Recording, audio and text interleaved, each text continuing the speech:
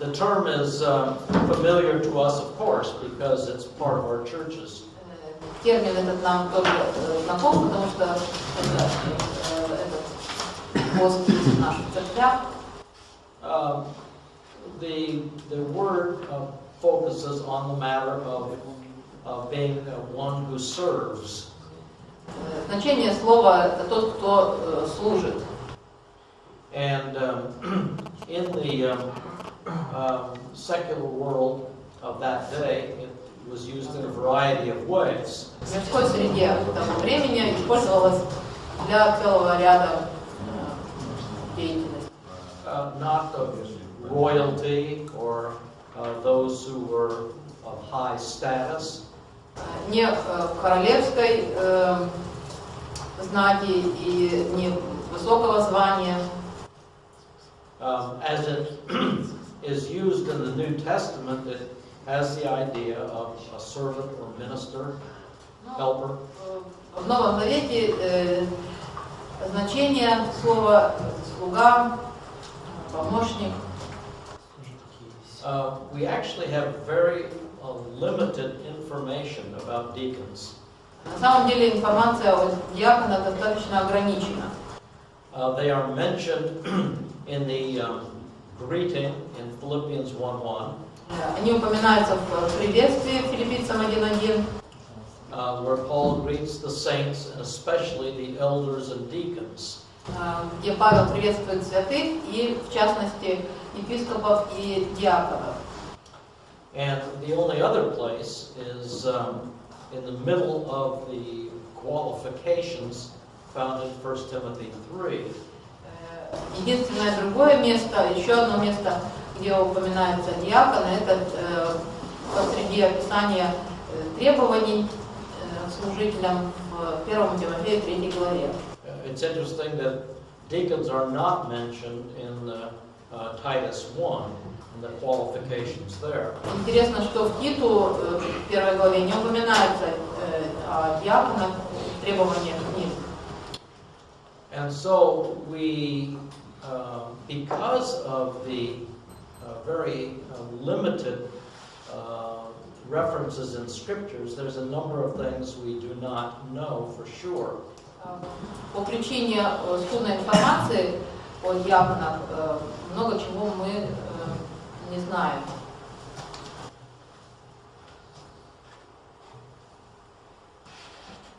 But from those two passages, we do learn that it apparently was an office in the church. Из этих двух текстов мы узнаем, что очевидно это был определенный пост, должность в церкви. And so we search for some indications as to when and where this office may have begun. И нам нужно найти некоторые указания, когда был основан этот пост, когда началось это служение. Quite often you'll have Acts chapter 6 appealed to as the origin of the office. Часто используют Деяния 6 главу как начало служения диаконов. The word is not used for those men in Acts chapter 6. В 6 главе Деяний не употребляется это слово, этот термин. But Acts 6 was a temporary situation and was not, these men were not designed to be on a permanent committee of some sort. В Деяниях 6 главе ситуация была временной, и эти люди не составляли собой определенный комитет постоянного действия. And there's really nothing within the text of Acts 6 that indicates that a permanent office was being established. Указаний в тексте на учреждение постоянной должности нет. And then after that, the text does follow two of the men, Philip and Stephen. И далее упоминаются Филипп и Стефан. And Philip is referred to as the evangelist, not the deacon. О Филиппе говорится, что это благовестник. Да, но не диакон. So, it is most likely that Acts 6 does not record the origin of the office of deacon. Скорее всего, в 6 главе не говорится об учреждении должности диакона.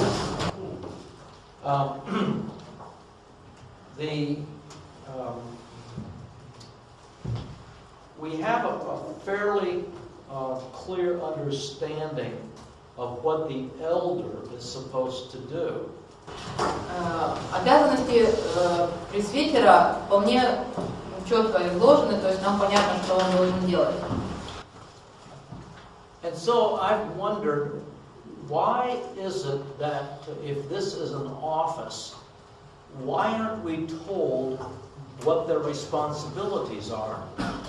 Поэтому у меня возникал вопрос, почему, если это должность диакона, то почему нет четкого описания обязанностей? Now I can't prove this, of course. Я, конечно же, не могу этого доказать.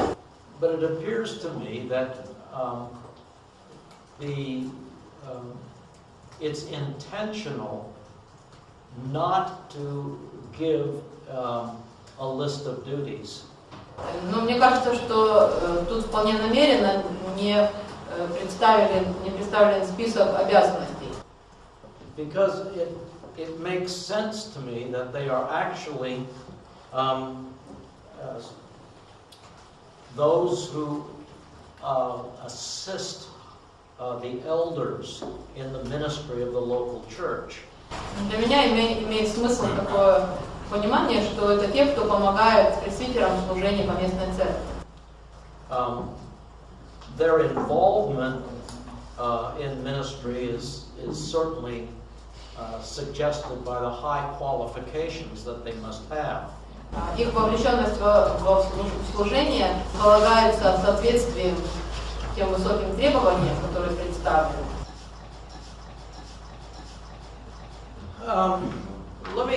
Let me suggest something to you about maybe a possibility here. Хотел бы вам предложить такое мое мнение возможное. That deacons are elders in training. Возможно, что диаконы это ученики, подготавливающиеся стать пресвитерами.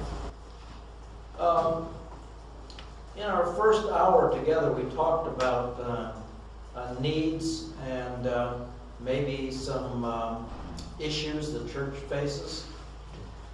На первом нашем занятии, когда мы говорили о нуждах, о проблемах, которые есть в церквях. And in one way or another, you spoke of mentoring and leadership training. Вы упоминали наставничество, подготовку лидеров. I think if I were in a pastoral ministry now, Я думаю, что если бы я сейчас был вовлечен в пасторское служение, one of the focuses that I mentioned would be on leadership development. Один из акцентов моего служения было бы развитие руководства лидеров. And I would see that deacons would be likely candidates for those who would eventually take the primary office of elder. И я бы, наверное, рассматривал диаконов как кандидатов, которые бы впоследствии заняли должность пресвитера. Possibility might be Возможно, такая ситуация. Пресвитер. that there would be maybe one or two deacons. Ну, например, 1-2 диакона. Пресвитер, церковь, 1-2 диакона. Who would minister alongside of an elder. Которые помогают рядом с пресвитером служить. Who would be mentored or trained by an elder. И пресвитер этот их является наставником и учителем. The elder would be able to observe пресвитер наблюдает the man's abilities, giftedness, способности этого человека, одаренность and discipline. И дисциплину, дисциплинированность. And where there were deficiencies, he could assist in. Есть какие-то недостатки, он может помочь. And this is really the pattern that you see in the life and ministry of the Lord Jesus. Этот образец мы видим в жизни и служении Господа Иисуса. I think most of us would agree that Jesus' ministry lasted about 3 years. Я думаю, что мы все знаем, что служение Иисуса приблизительно 3,5 года длилось.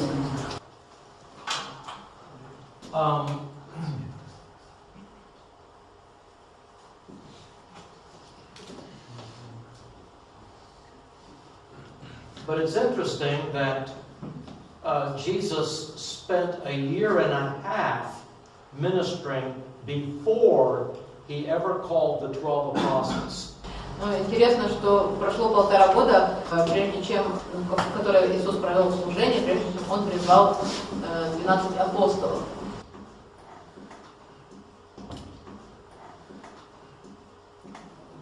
Look for a moment at these two passages. Луки 6 глава и Марка 3 глава.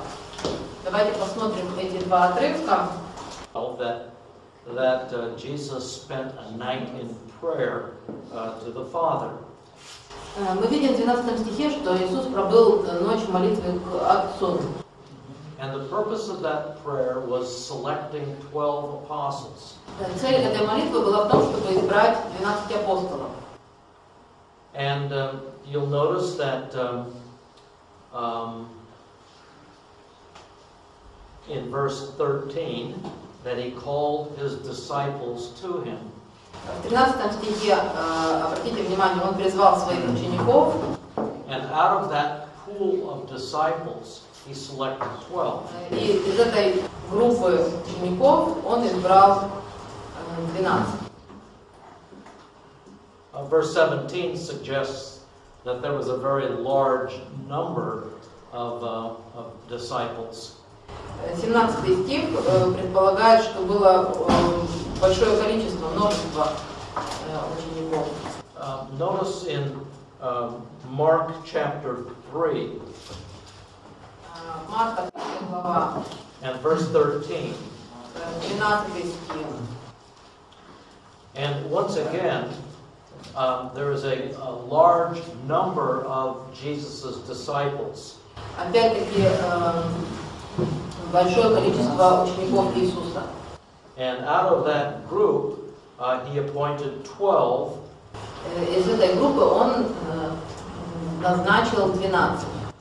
And you'll notice an interesting phrase in verse 14. 14 стих, обратите внимание на интересную фразу. It says that they might be with him. Чтобы с ним были.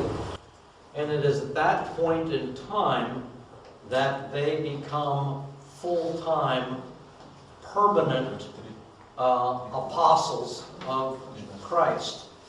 С этого момента они становятся постоянными его апостолами.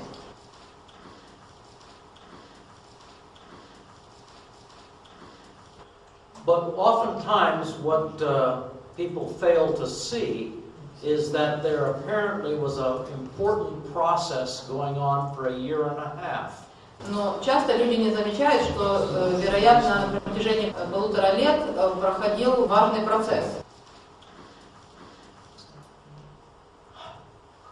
When was the first time that Jesus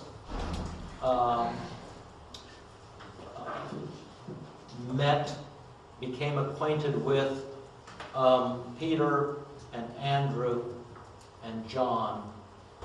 Когда Иисус впервые встретился с Петром, Андреем, Иоанном, after his baptism and temptation in the Jordan River Valley. Да, после его крещения и искушения в долине Иордана.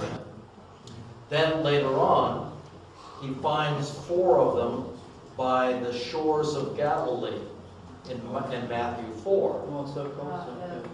Далее он находит 4 учеников у берега Галилейского моря, Матфея 4 главе. And he says, "Come, and I will make you fishers of men." И он говорит: придите, и я сделаю вас ловцами людей. But they had already spent time with him before that calling in Matthew 4. Но они уже до этого провели с ним время, прежде своего призвания в 4 главе Матфея. Then in Luke 5, А потом в Луки 5 главе you have Jesus calling the 4 fishermen by the shore of Galilee and saying much the same thing. В 5 главе Луки Иисус призывает 4 рыбаков и говорит им по сути то же самое. It appears that Jesus would call people to come and minister alongside of him for a short period of time. Вероятно, Иисус призывал, чтобы люди служили рядом с ним на короткое время. And then they would return back to normal life, their businesses and family. Потом они возвращались к своей жизни, к своей работе и семьям. And it appears that Jesus did this with some regularity. И, вероятно, Иисус делал это с определенной периодичностью. And so by the time he gets halfway through his ministry, И к тому моменту, когда он подходит к середине периода своего служения, he has a large group of followers, many of whom are fairly qualified and have proven themselves.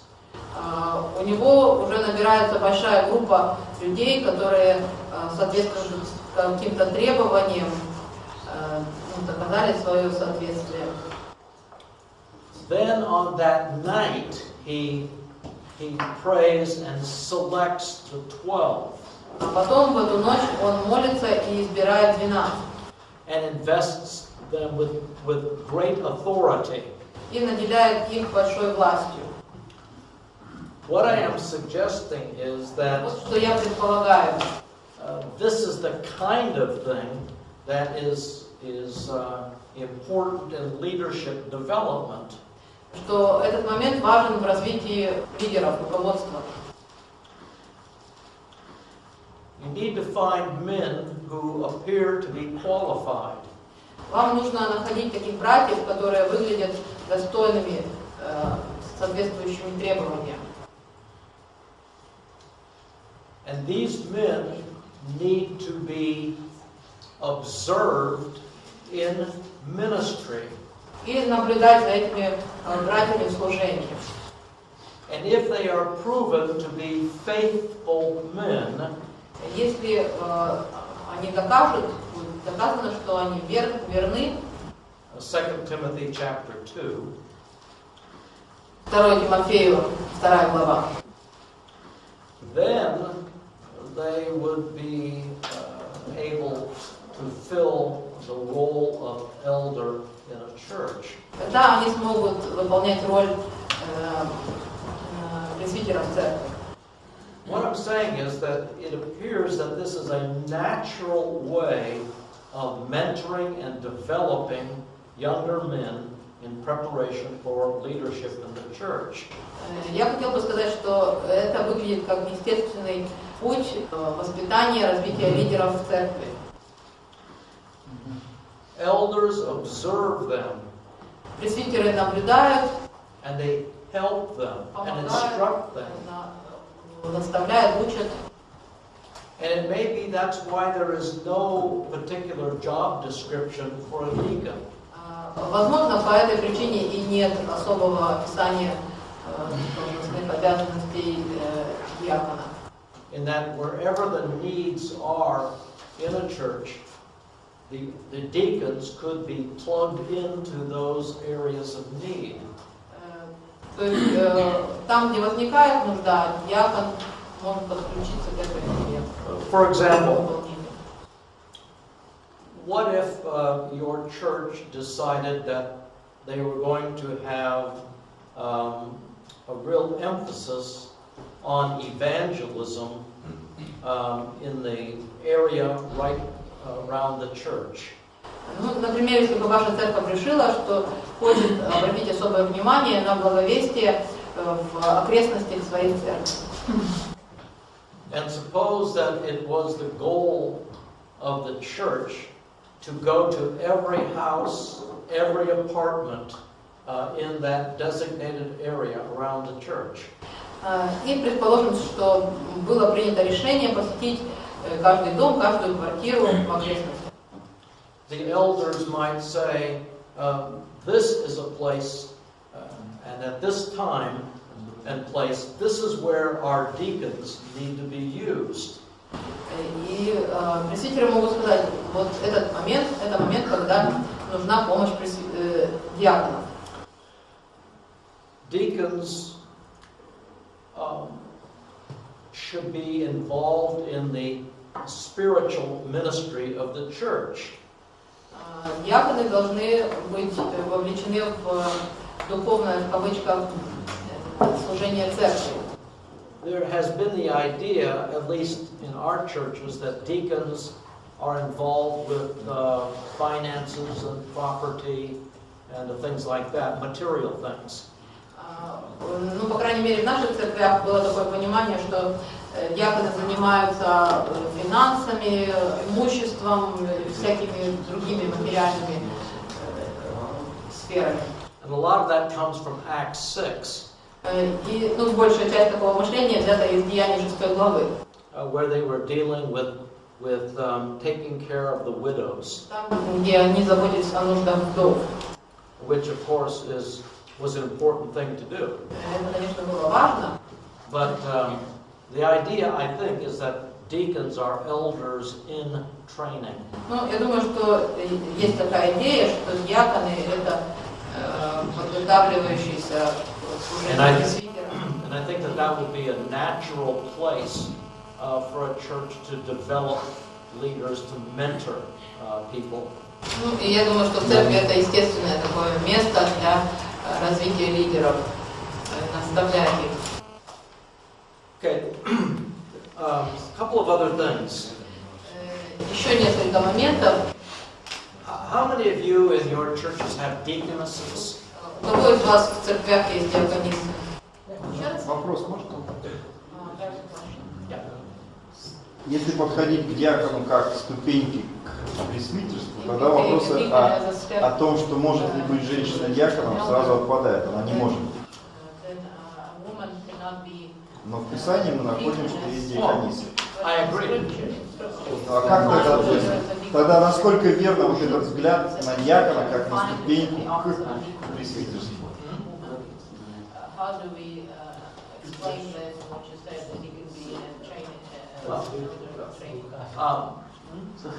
When this church that I was a part of wrestled with the idea of should there be an office of deaconess. Когда вот в церкви, в которой я был, разбирался этот вопрос, может ли женщина быть диаконисой? And we came to the conclusion, no, for that reason. Мы пришли к выводу, что нет по этой причине. Because we viewed the deacons as elders in training. Но это противоречит Писанию, потому что в Писании мы находим диаконисов. So it contradicts Scripture because we find the office of the diaconess. Well, that became the question as to whether the Scriptures really teach such a thing. Ну, такой вопрос и встал, потому что вопрос в том, действительно ли Писание говорит, что есть диакониса. Она говорит, что наша употребляет это слово.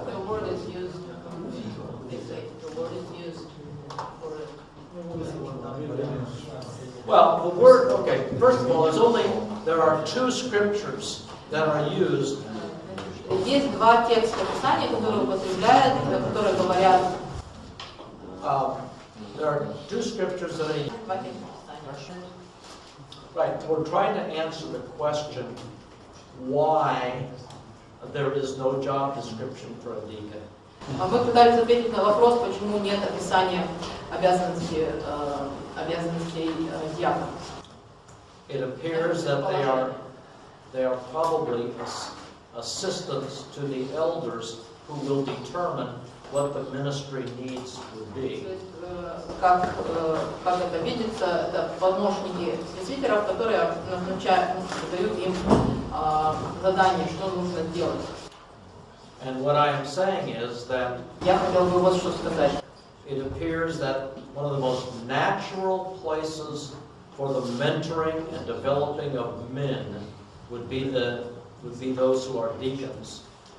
Самое естественное место для развития лидеров это именно служение диакона. Те, кто являются диаконами. The two passages that are used to try and support a separate office of deaconess. Два отрывка, которые пытаются использовать, чтобы подтвердить существование служения диаконисы, is related to Phoebe in Romans 16:1. Связаны с Фибой, о которой говорится в Римлянам 16:1. And the problem, of course, is that the word deacon is simply the word servant, a very common word.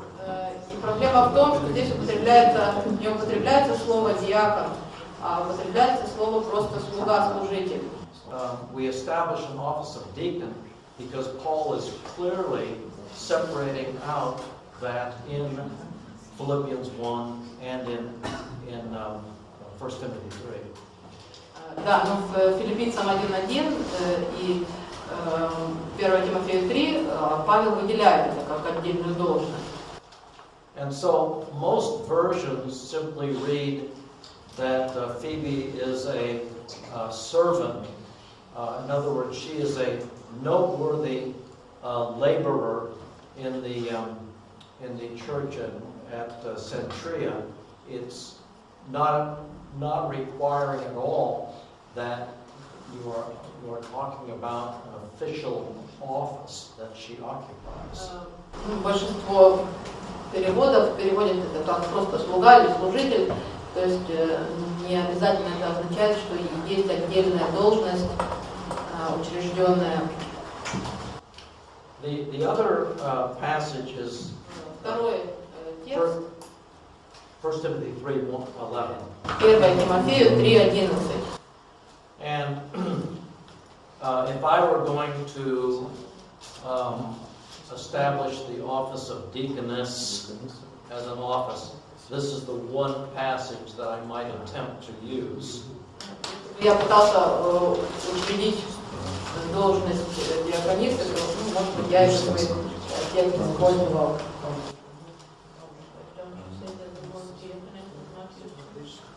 Right. It's not and that's the weakness, is that the word deaconess is not used. It simply says women. Здесь слабый момент это то, что в данном тексте не употребляется слово диакониса, просто написано женщины.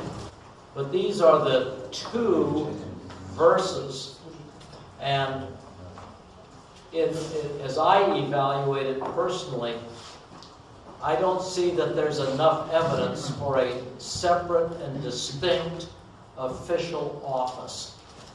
Ну, насколько я могу это оценить, мне кажется, мало доказательств в пользу существования отдельной должности. And obviously, there are churches that believe that there's sufficient evidence there. Есть церкви, конечно, которые считают, что тут достаточно есть доказательств. But do keep in mind that you can serve the Lord without holding an official office. Но нужно помнить, что для служения Господу не обязательно занимать официальную должность. But there is, it's a very scripturally weak position, and so I personally wouldn't establish an office of Мнение слабо подтвержденное Писанием, поэтому я бы не утверждал, что есть такая должность. What women are meant in this? Well, most likely the wives of deacons. Вероятнее всего жены. Следующий вопрос. Почему к женам диаконов такие требования, а к женам пресвитеров вообще не так? Why are such strict requirements for qualifications for deacons' wives and no qualifications for elders' wives? That is an issue which is raised, which we have no answer to. We don't know. Мы не знаем. Any more than we have the answer as to why he doesn't say deaconess. Не больше, чем на вопрос, почему он не называет их диаконисами.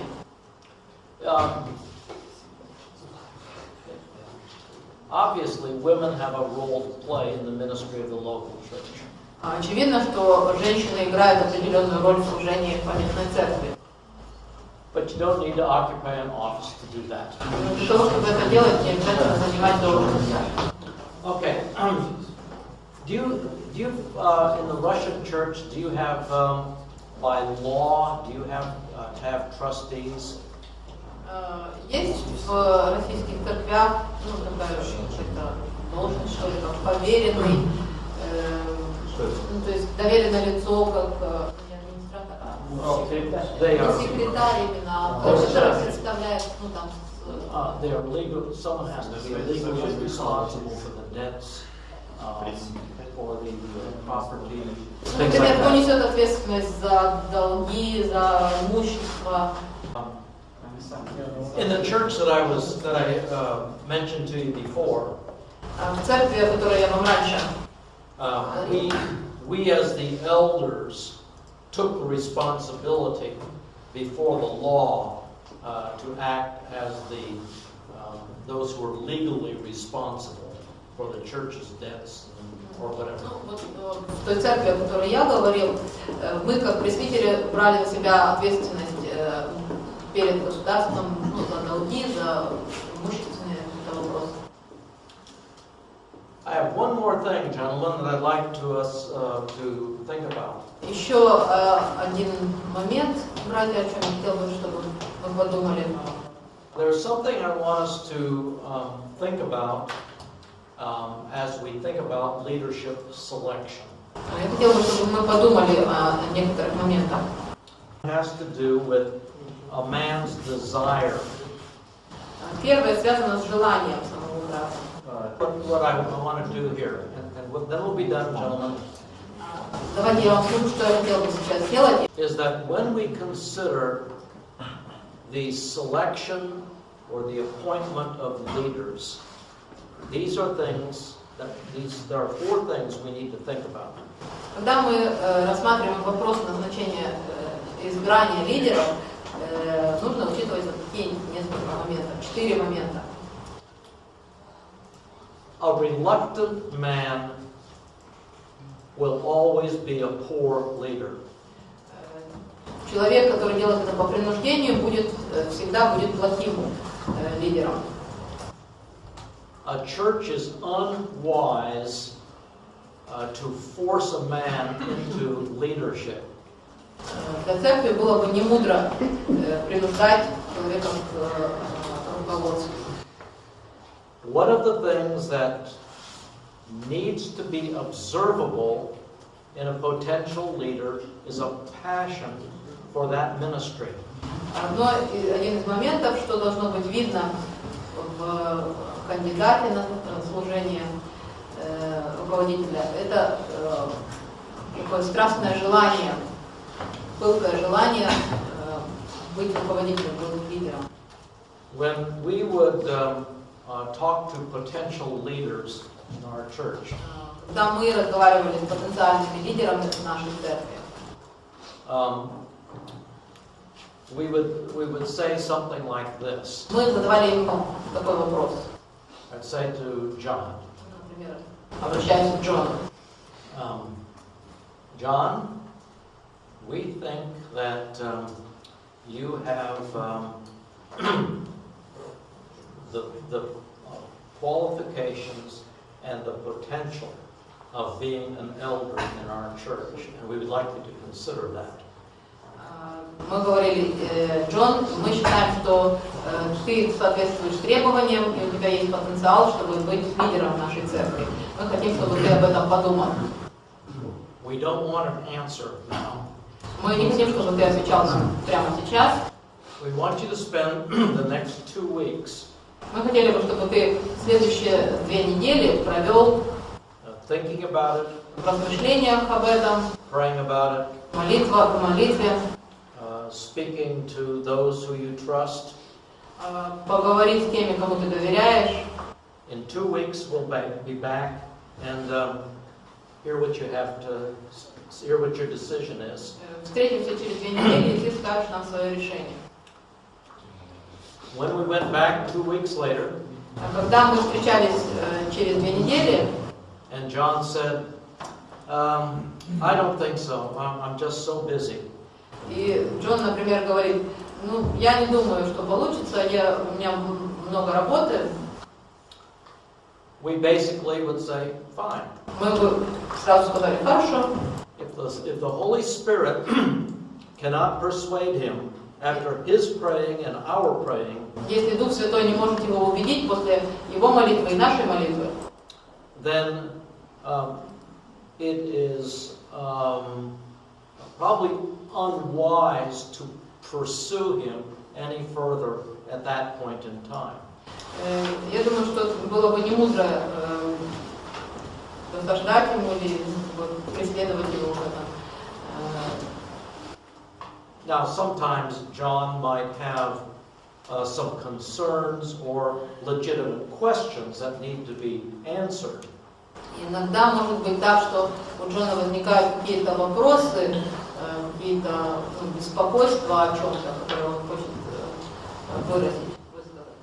But if that passion to serve Christ as a leader is not there, Но если нет этого пылкого желания служить Христу, you are foolish to keep pushing that man towards leadership. то было бы неразумно подталкивать этого мужчину, этого человека к служению. I remember in another church that I was a part of, that's exactly what they would do.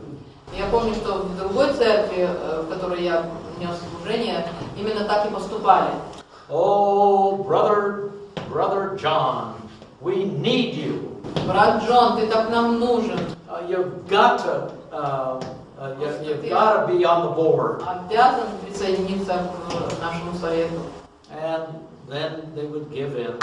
Ну, они потом сдаются, этот человек сдается. And without exception, they were very poor leaders. И без исключений такой человек будет плохим лидером. So when we talk about those who would be qualified to lead, this is the first place to start. То есть, когда мы говорим о требованиях к руководителям, это первое, с чего нужно начать. Secondly, Второе. is that the qualifications that we are going to look at is God's standard. Те требования, которые мы будем рассматривать, это Божье мерило. This is the standard by which we are to evaluate men. Именно это мерило нужно использовать для оценки братьев.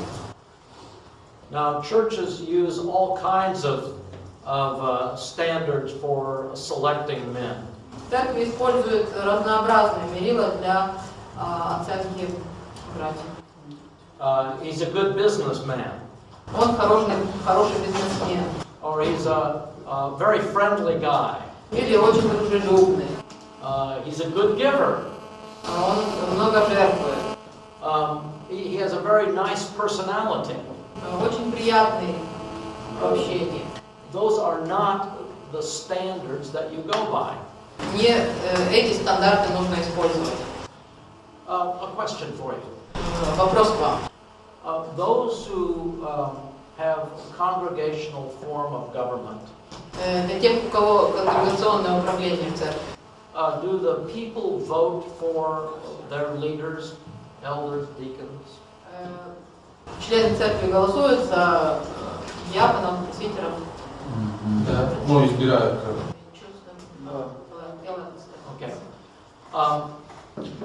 It is important that they know what the qualifications are for leadership. Важно, чтобы они знали, какие требования есть у руководства. And they need to know, be able to observe whether that's true of an individual.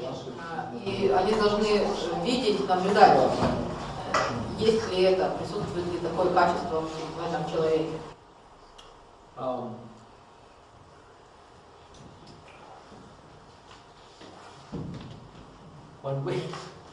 When we would have voting on potential on elders or deacons, Когда у нас было голосование по кандидатам в диаконы, пресвитеры, the people who were voting could not have told you more than 3 or 4 of the qualifications. люди, которые голосовали, не могли назвать больше 3-4 требований.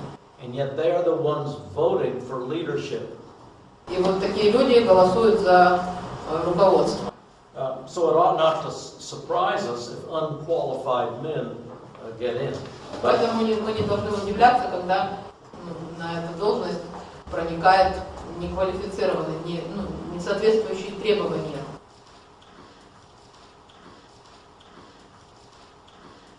And so in the selection of leaders, this is the standard by which a man must be evaluated. Так, мы должны использовать мерила Божье, требования, изложенные в Писании. The third point that we need to think about Третий пункт, о чем нужно задуматься, is that the qualifications appear to be of equal importance.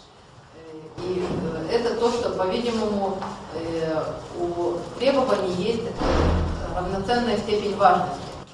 Paul does not select out one and say this is the most important qualification. Павел не избирает что-то одно и не говорит, вот это самое важное. He doesn't give us any hint that in his mind a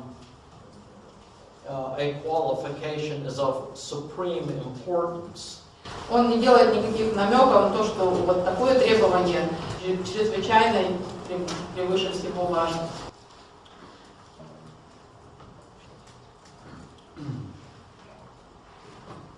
He doesn't say, above all else, a man must be, or Он не говорит, превыше всего остального брат должен. But it's interesting that for many, he must be the husband of one wife. Но интересно, что для многих, по-видимому, кажется, что важно, чтобы он был мужем одной жены. Is the greatest of all the requirements. Это самое большое из всех требований. And of course, we're not exactly sure what that means. Конечно же, мы даже не вполне уверены, что это означает. But it usually means a guy cannot be divorced. Но обычно это означает, что человек не может быть разведенным. We'll talk about that tomorrow. Об этом поговорим завтра. We continue. The fourth one, Продолжение следует.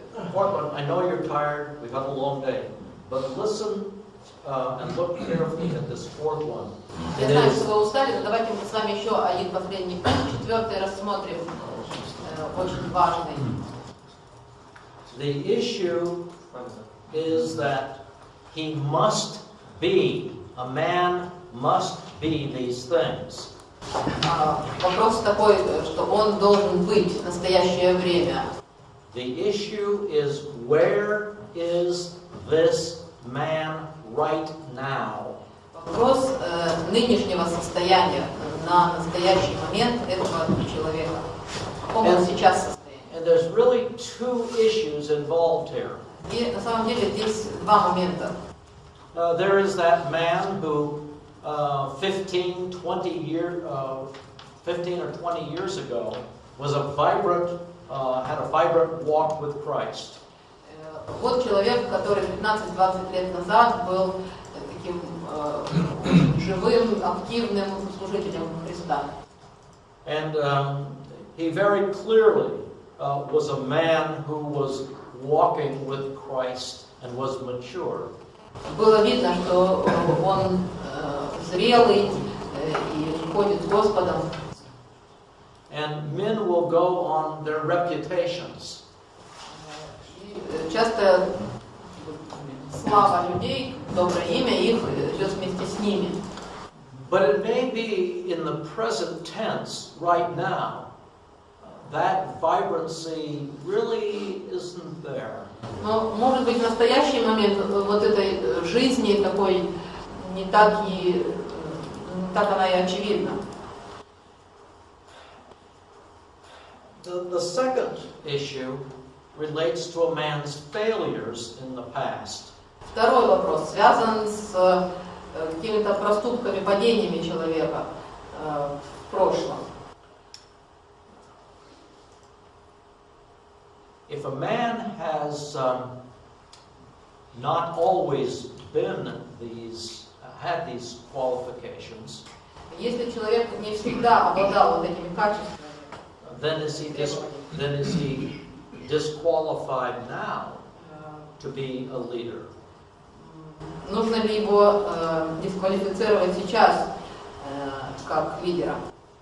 The issue is, where is he in the present? Вопрос в том, в каком он сейчас состоянии.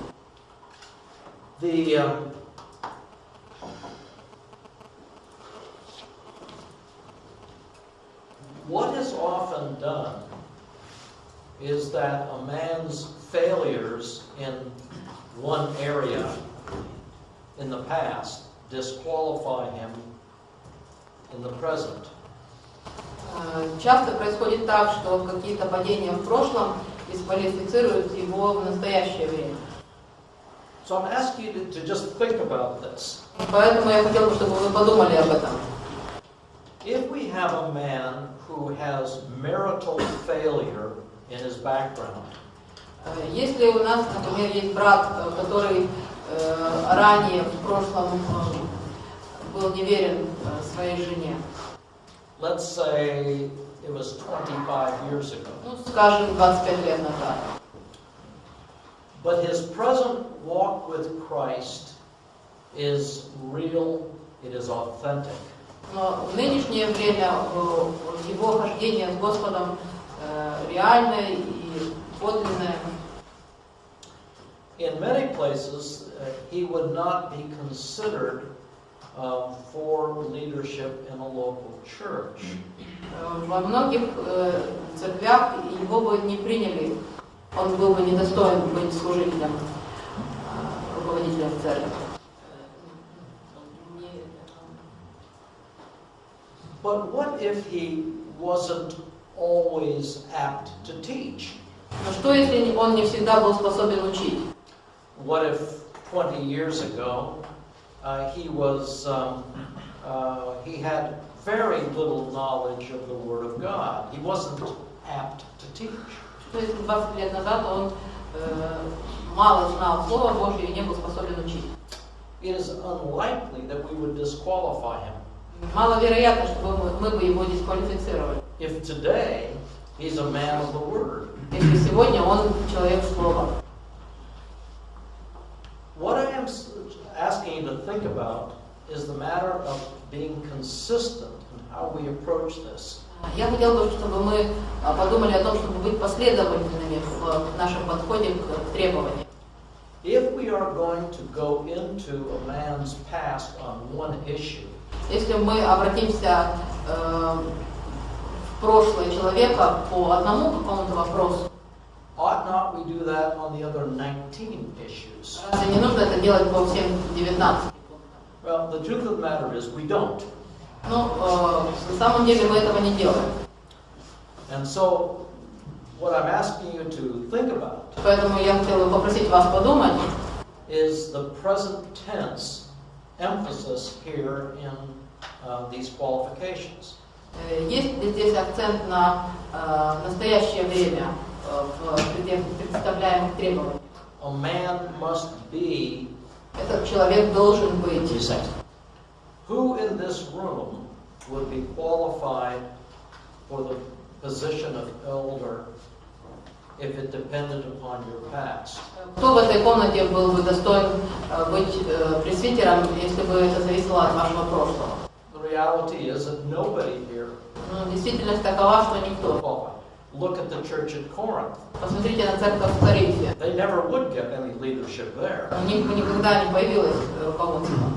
So, when we think about these qualifications, Когда мы думаем об этих требованиях, I think we need to also думаю, что нам следует what I call the preliminary considerations. учитывать вот эти, как бы я назвал, предварительные размышления. Give it some thought. Подумайте об этом. Хорошо.